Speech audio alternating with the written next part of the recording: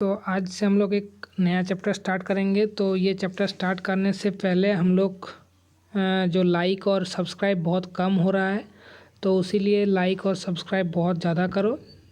ये इसको सपोर्ट बहुत मिलता है जो वीडियो बनाता है इसके लिए। तो ठीक है, तो लाइक और सब्सक्राइब अच्छे से करो।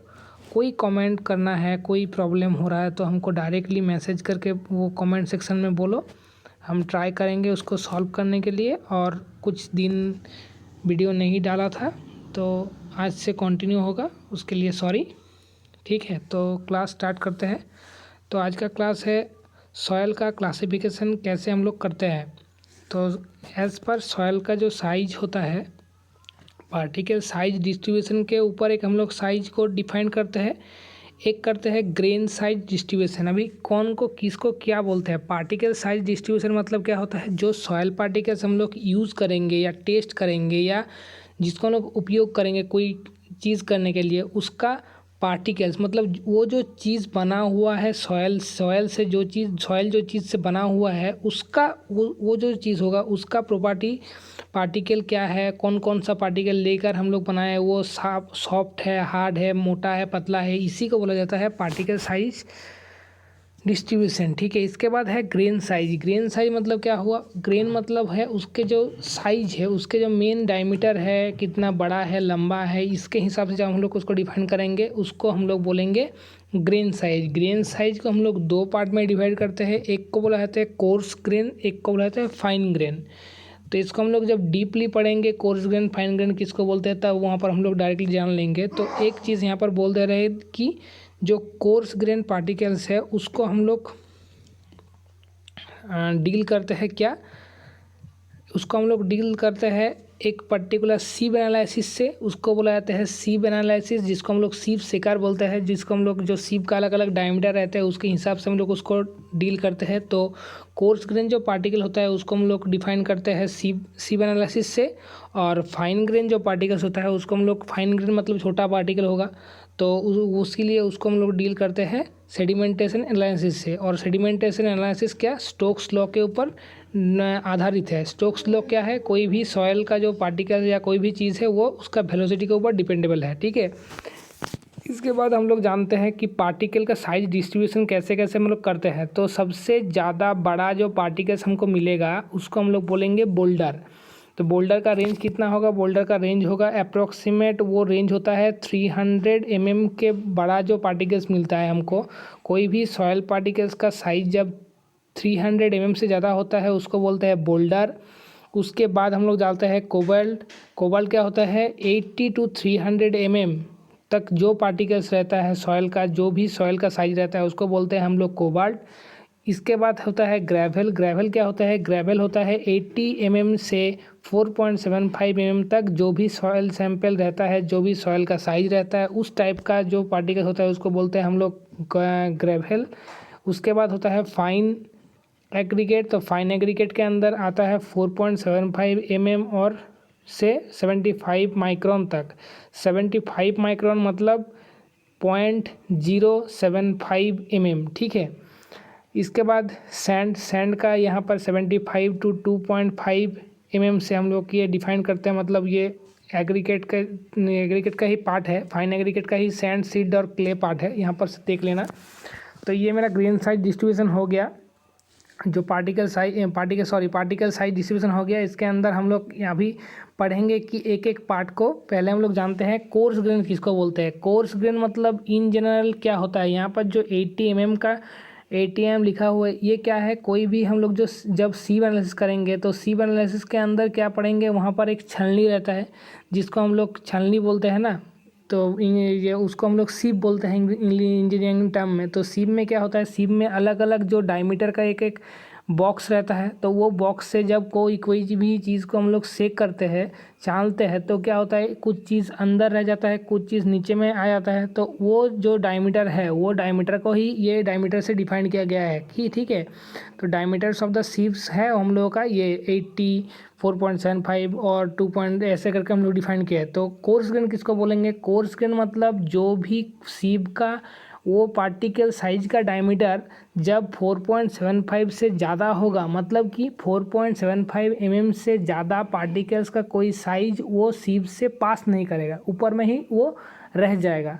और एक चीज़, जो अभी भी कोई सीप को हम लोग सेक करते हैं तो ऊपर में जो चीज़ रह जाता है उसको बोलते हैं रिटेन, और जो चीज़ नीचे में पास होता है उसको बोलते हैं हम लोग पास। ठीक है, तो 4.75 माइक्रोन 4.75 mm का जो सीप होगा उसमें से जो जो पार्टिकल्स पास होगा उसको हम लोग बोलेंगे फाइन एग्रीगेट, और जो जो सीप का ऊपर रह जाएगा मतलब रिटर्न रह जाएगा 4.75 mm से पास नहीं होगा उसको हम लोग बोलेंगे कोर्स एग्रीगेट। तो फाइन एग्रीगेट और कोर्स एग्रीगेट में डिफरेंस पता आ गया।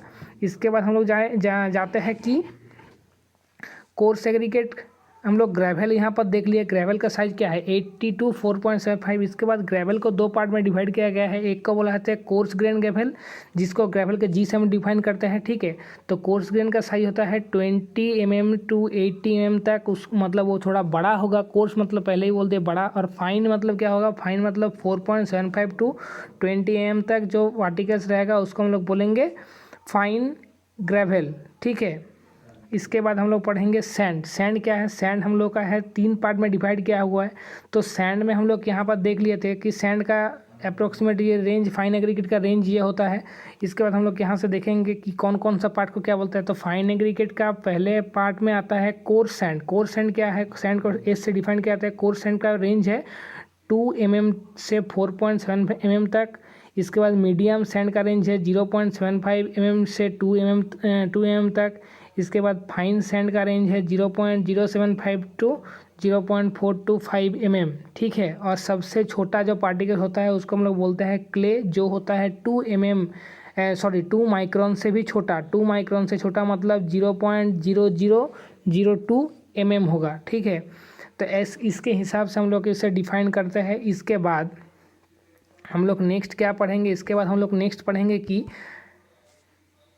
जो हम लोग सॉयल पढ़ लिए हैं वो सॉयल के अंदर अभी हम लोग को कुछ चीज़ पढ़ना है। ठीक है, तो सॉयल में हम लोग अभी पढ़ेंगे प्लास्टिसिटी चार्ट। प्लास्टिसिटी चार्ट पढ़ने से पहले हमको सॉयल का कुछ बेसिक आइडिया क्लियर होना चाहिए, तो उसीलिए हम लोग पहले ये चैप्टर को पढ़ेंगे। ठीक है, तो यहाँ पर हम लोग पहले ही ये ग्राफ में देखेंगे। ये ग्राफ हम लोग को बहुत इंपॉर्टेंट है। इसको हम लोग बोलते हैं कि ये हम लोग का क्या है, प्लास्टिसिटी चार्ट है। इसको हम लोग बोलते हैं प्लास्टिसिटी चार्ट सॉयल का।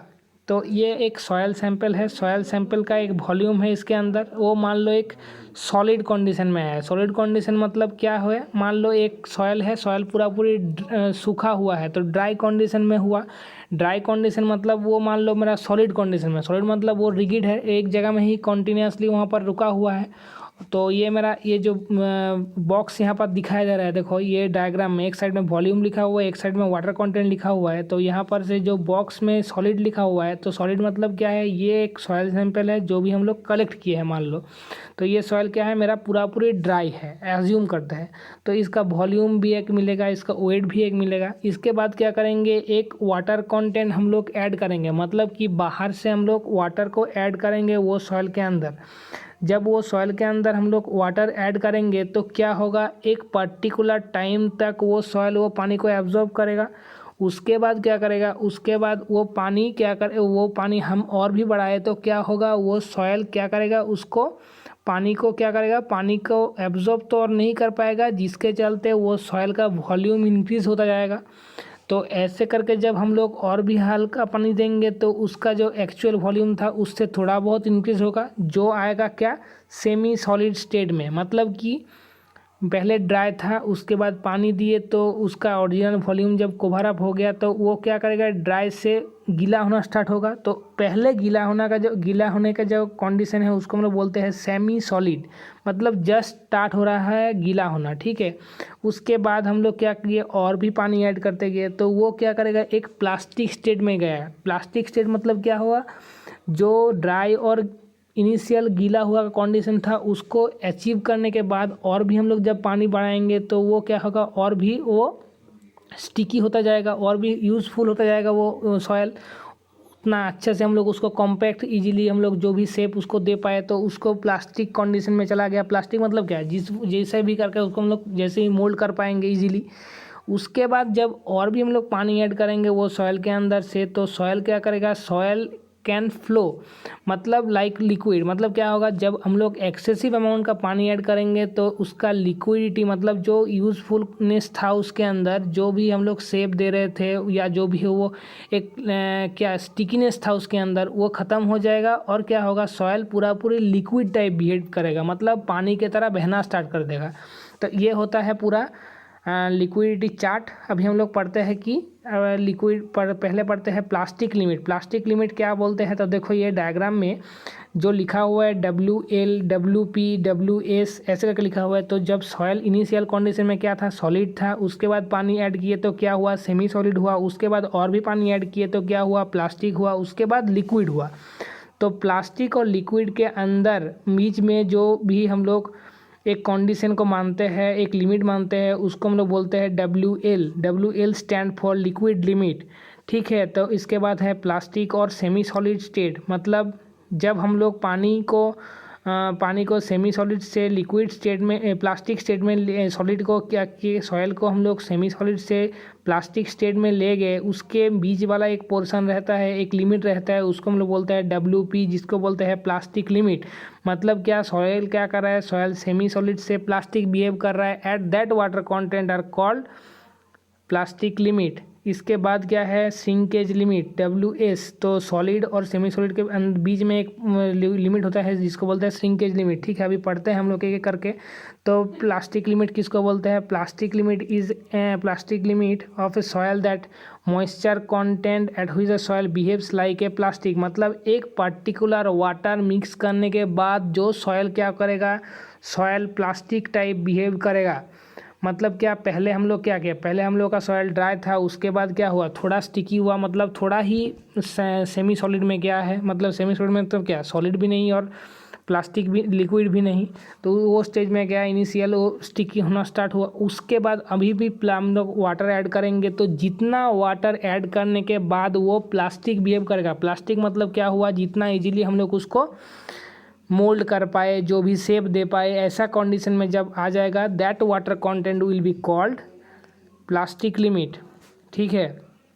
इसको हम लोग कैसे टेस्ट करते हैं, एक कांच का हम लोग परिया लेते हैं, उसके बाद हम लोग क्या करते हैं, वो एक पर्टिकुलर सॉयल सैंपल लेने के बाद एक वाटर कंटेंट हम लोग 1%, 2% ऐसे करके कॉन्टिन्यूसली इंक्रीज करते जाते हैं, और देखते हैं कि एक क्या करते हैं, 3.2 mm का एक हम लोग स्टील का रॉड लेते हैं, छोटा सा एक रॉड लेते हैं, और उसको हम लोग क्या करते हैं, सॉयल सैंपल के नज़दीक उसको हम लोग घिसने के बाद ऐसा होना चाहिए कि एट दैट एक पर्टिकुलर वाटर कंटेंट में जो भी वो मतलब डायमीटर का रॉड है, वो डायमीटर का ही अप्रोक्सीमेट वो थ्रेड, एक थ्रेड हो जाता है घिसने के टाइप में, ऐसे करके लंबा करके। एक सॉयल सैंपल था, इसके में ऐड किए एक पर्टिकुलर वाटर कंटेंट्स, उस वाटर कंटेंट में क्या हुआ, ये 3.2 mm का जो पर्टिकुलर का रॉड हम वहाँ पर दिया रहेगा, वो रॉड का ही बिहेव करेगा, और वो क्या करेगा, वो क्रैम्बल नहीं करेगा। क्रैम्बल मतलब वो टूट नहीं जाएगा। तो इस वाटर कंटेंट को हम लोग बोलेंगे प्लास्टिक लिमिट। ऐसे करके हम लोग प्लास्टिसिटी चेक करते हैं। तो प्लास्टिसिटी चेक जब करेंगे तो जो भी थ्रेड तैयार होगा उसका डायमीटर होगा 3.2 mm विदाउट एनी क्रैक, और 1/8 into diameter of this thread, ठीक है। इसको बोलते हैं हम लोग प्लास्टिक लिमिट।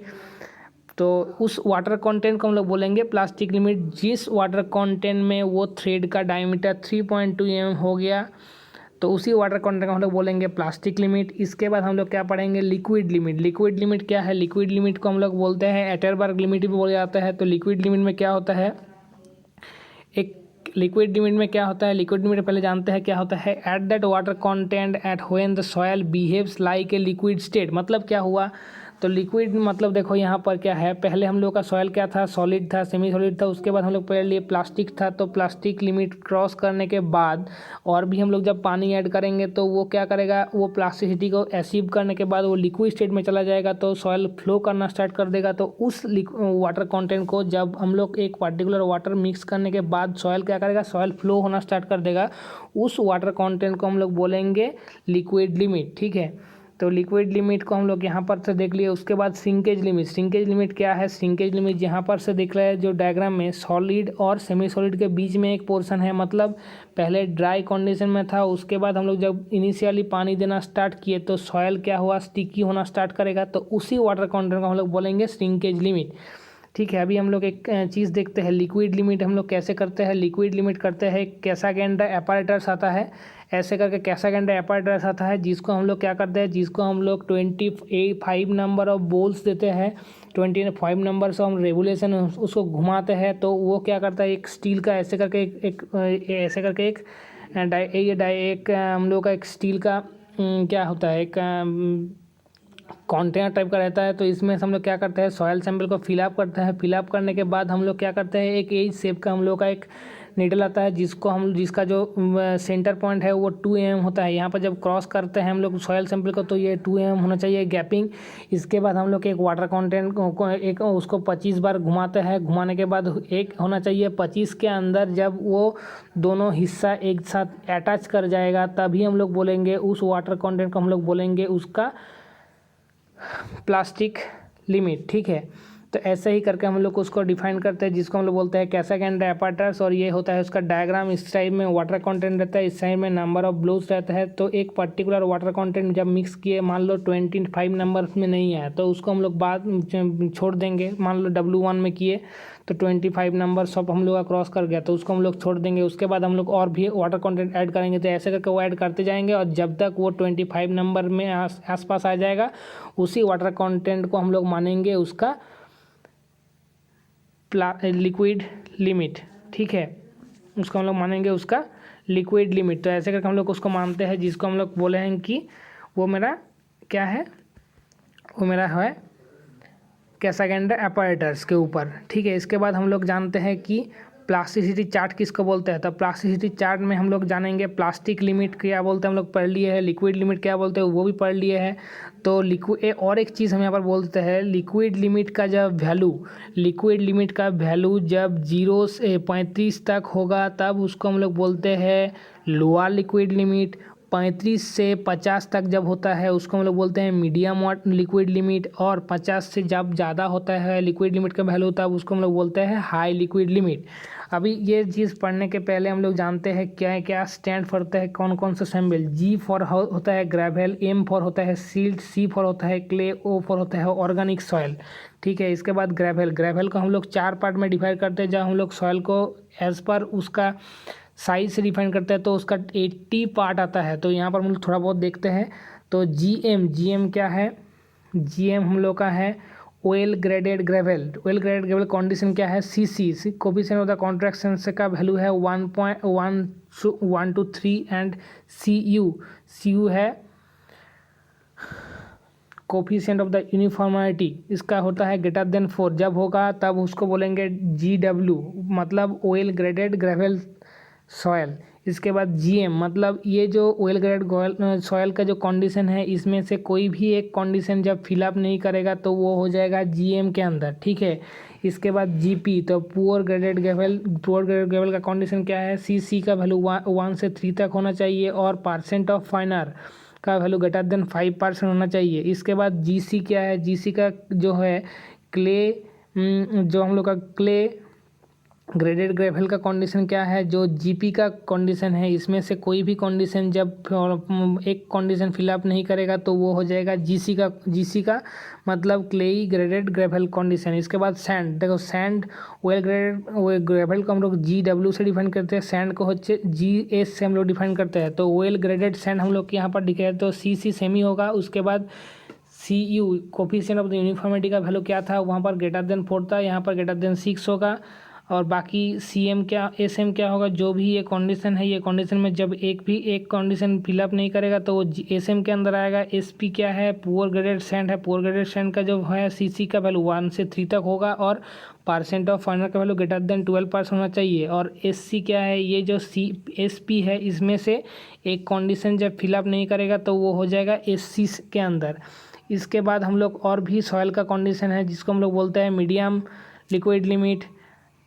लो लिक्विड लिमिट और intermediate liquid limit, high liquid limit, organic soil of liquid, organic soil of liquid limit, organic soil of intermediate, organic soil, high organic soil, ऐसे करके हम लोग और भी 6 को डिफाइन करते हैं। और यहाँ पर क्या है 8, तो 6 और 8 में कितना हुआ 14, और भी 14, 15, 16, 17, और एक सॉइल सैंपल का है Cl, ठीक है, फिर ClMl, Ci और Ch, ऐसे करके 18 का टोटल सॉइल का पार्ट्स है। तो ठीक है, यहाँ पर प्लास्टिसिटी चार्ट क्या है, लिक्विड लिमिट साइड में plastic, liquid limit, plastic limit इस साइड में, लिक्विड लिमिट इस साइड में।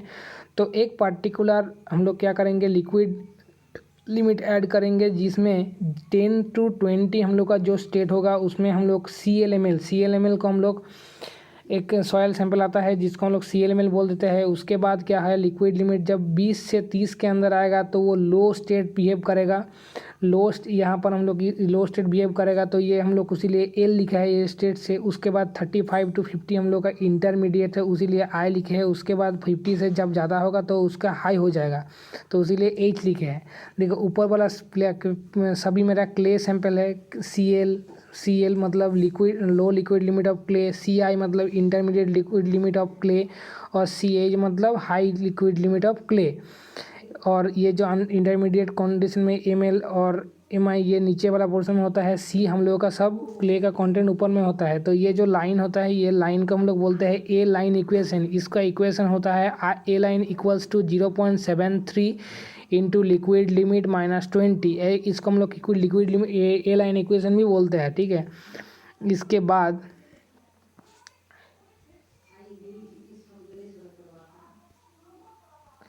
इसके बाद हम लोग जानते हैं जो प्लास्टिसिटी इंडेक्स को डिफाइन करते हैं हम लोग IP से।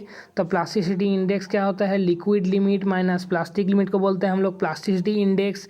इसके बाद लिक्विडिटी इंडेक्स क्या है, IL है लिक्विडिटी इंडेक्स हम लोग क्या डिफाइन करते हैं, WL W मतलब क्या है, W मतलब नॉर्मल वाटर कंटेंट, WP मतलब जो क्या है प्लास्टिक लिमिट, तो W minus WP divide by IP बोलते हैं हम लोग लिक्विडिटी इंडेक्स को। फ्लो इंडेक्स क्या होता है, फ्लो इंडेक्स डायरेक्टली इंटरकनेक्टेड है हम लोग का सेकंड एपार्टेस के ऊपर। यहाँ पर देखो directly water content W1 W2 है, और लिक्विड लिमिट N2N1 क्या है, नंबर ऑफ ब्लोज है। तो यहाँ पर हम लोग एक पार्टिकुलर वाटर कंटेंट ऐड करेंगे तो उतना ही नंबर ऑफ ब्लोज यहाँ पर मिलता जाएगा, तो उसके हिसाब से हम लोग को फ्लो इंडेक्स यहाँ पर मिलेगा। तो फ्लो इंडेक्स का कंडीशन है IF equals to liquid limit 1 minus liquid limit of 2 divided by log of N2 by N1, ठीक है। ऐसे करके हम लोग फ्लो इंडेक्स का वैल्यू हमको निकालना पड़ेगा।